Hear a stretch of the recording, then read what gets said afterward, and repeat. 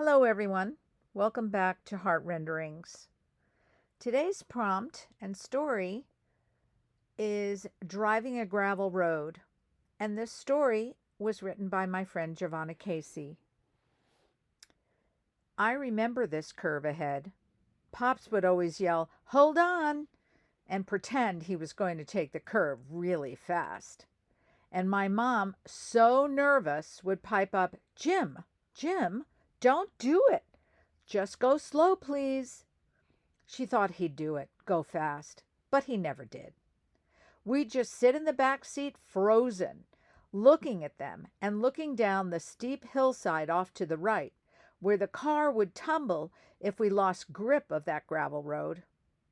As soon as we were past that bend, we kids would blow out our breath and finally relax again. And Pops would get a little grin on his face and we'd laugh.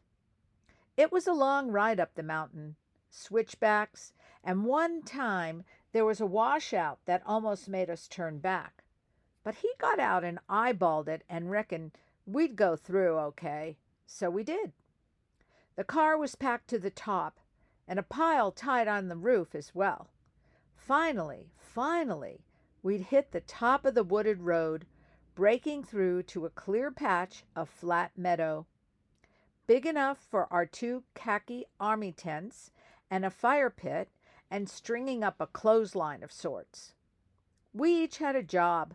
Mine was to unload the pots and pans box as soon as Pops told me where the cooking spot would be.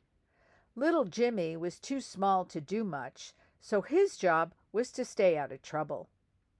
Kathy was a moody, dreamy teen by now. Well, not quite a teen, but certainly acting like one. She'd pick up sticks or pull weeds, getting the spot cleared out for the tents.